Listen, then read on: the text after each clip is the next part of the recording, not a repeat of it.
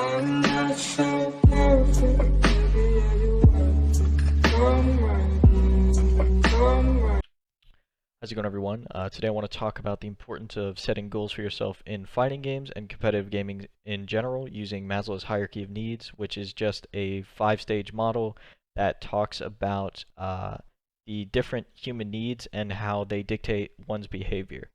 So starting at the bottom, these are just going to be your basic needs. These don't really pertain to gaming as much. So physiological needs, food, water, warmth, rest. Obviously very important that you stay rested and healthy, because the nature of gaming is you're sitting down for a long period of time. You're not really getting a lot of exercise generally playing the game. So making sure you're doing that out of the game is very important. Safety needs are just talking about having a roof over your head and feeling safe where you are. But what I really want to get into is psychological needs and self-fulfillment needs, the top three of the pyramid.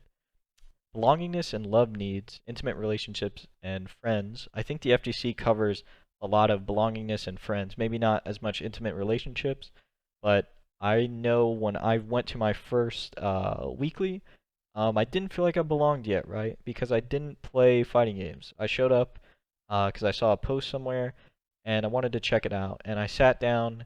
I had already gotten a stick at that point because I knew I didn't play at that time, but I knew that I wanted to, and if I was going to dedicate to it, I was gonna buy a stick, right? I couldn't play on the PS4 pad. I tried at home, and I just couldn't do it. So I got a little Quamba drone, and I started on that. And when I got there, I felt like trash, right? Because I was so bad at the game, and I was like, is this even worth it, right? Was I ready to come here? And I quickly realized that I was, right? A myth about weeklies and tournaments is that you need to be at a certain level before you can enter, before you can go to a weekly. And that is the biggest myth, right? You don't need to be a certain skill level to show up. I was a rookie player, a Street Fighter 5 rookie player. I showed up to a weekly, went 0-2, and then everybody sort of realized that I was new, right? They were like, oh, well, this guy's. I switched to like three different characters. Didn't know how to play a single one, obviously. And they sort of noticed, and afterwards we played a bunch of casuals. They sat me down, taught me about the game, um, and I came back every single week after that. I came back every single week until that weekly ended, and they said, why don't you come to the other side of town? We run another weekly that gets more people, and you should show up, right? And at this point, I had never won a match.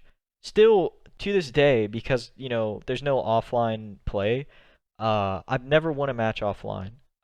Obviously, after COVID started, about March, I think March, I started playing a ton because I was at home all the time, and now online I've won a few things, not tournaments like tournament matches, um, but yeah, back then I was losing all the time, and they were still inviting me, and it was very odd to me. I was like, I still had that sort of thought in my head, like, I'm very bad at the game. Like, why do they want to play with me? Why do they want me to show up? And it's because it's about having fun in the end, right? And I think it's very fun for older players and more experienced players to see people who are new and watch them grow. I've heard that, especially from Juices, right? You might have seen Juices on the channel before, but he talks a lot about how teaching newer players and watching them grow is very fulfilling, right? And we'll talk about fulfillment on the top level there. But yeah, I think the FGC plays very well into that point of feeling like you belong just because you're interested in the same thing, not because you're particularly good at that thing you're interested in, but because you're both interested in it, you can bond over it. Moving on to esteem needs, prestige and feeling of accomplishment. I think this is sort of those goals that people have, like myself, where you want to get top 8 in a certain tournament, you want to win your weekly, you want to get a certain rank, you want to beat your demons, right? There's somebody that you always lose to and you want to beat them. You want to feel fulfilled in your time, right? You want to, for me personally, right? I like to fully dedicate myself to a game, right? If I find a game I like, I want to sink into it and I want to come out of it feeling accomplished, whether that be through ranked or whether that be through playing in tournaments, right?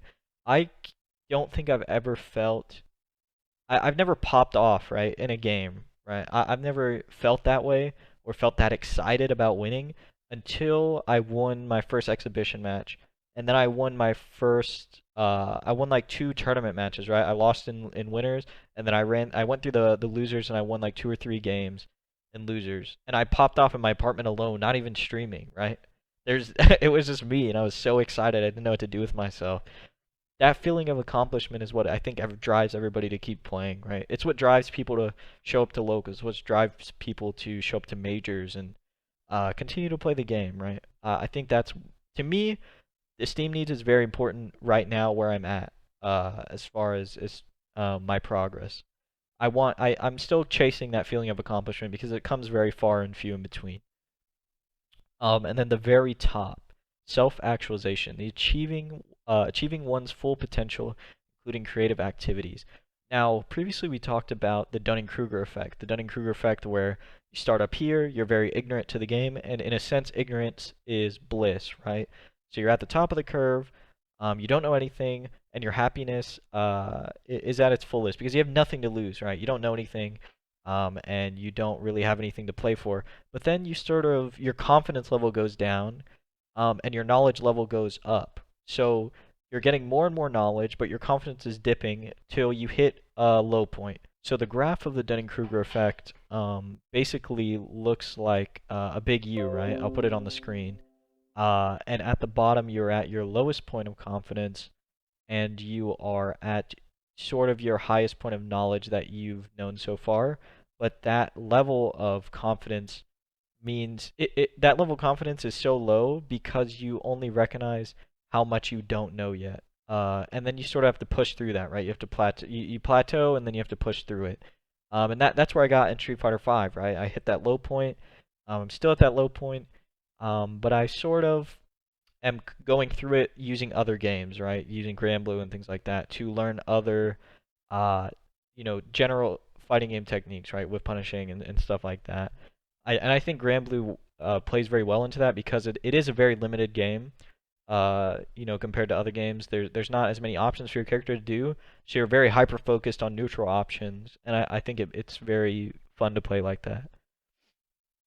But yeah, once you reach that high point again at the expert level, I think you're sort of at the self-actualization, right? You're an expert and your confidence is high, right? You're gonna beat whoever you play, and you know how to beat them. That is what we're all striving for, is self-actualization. This comes after, everything else. So you've established even the most basic things like food, water, warmth, and rest. You've established security, whether it's financial or whether that's shelter or whatever.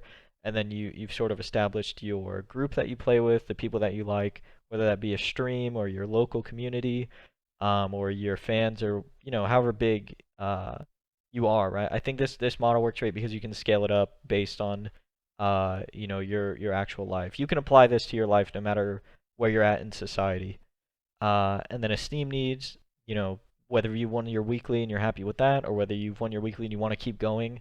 I think this is probably the biggest area for gaming, right? If we were to cut off the bottom two, we would just take esteem needs and stretch it and put it at the bottom, because I think that you can go either you can go 2 directions, right? You can say you won your weekly and then move up a level, or you can sort of say that you won your weekly, now you want to keep winning and moving on further, and you sort of have more that you want to do before you're at that self-actualization level.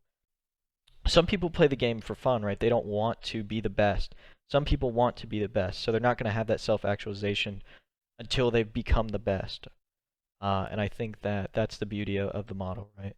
Then self-actualization, which is you've realized your full potential and you are happy with where you're at and you want to keep going. Anyways, I hope you enjoyed. If you did, please leave a like, subscribe, all that. And if you didn't, please let me know in the comments what I can do better. Thank you guys and have a great day.